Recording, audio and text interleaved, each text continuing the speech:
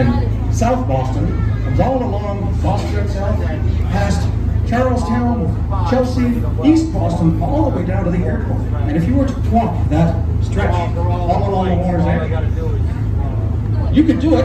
It's a long trek. It would take you about 42 miles, and if you're fast, you could probably run it. Most people take a few days to do the whole journey. However, there are a few places where the water is not accessible to the public.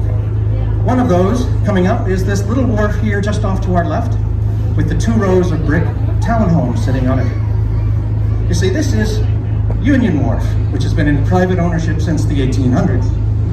The only way to get to the water's edge there is if you own one of those townhomes, or perhaps even better, you know somebody who does. A typical 3-bedroom, 2-bath condo unit in those townhomes sells for roughly $3.5 million, which makes sense if you think of it as about $500,000 for the condo and only $3 million for the 2 deeded parking places that come with it. Those of you that have already found the parking rates in Boston, you know the importance and the expense of that little tiny piece of real estate. So there's a deal right there. That one right there. But you can see this walkway coming right alongside. There's Burroughs Wharf is next. So there's some folks out for a nice evening stroll. Burroughs Wharf is now home to the Harbor Division of the Boston Fire Department. And there's the John S. Umbrella tied up right alongside, ready to go off at a moment's notice.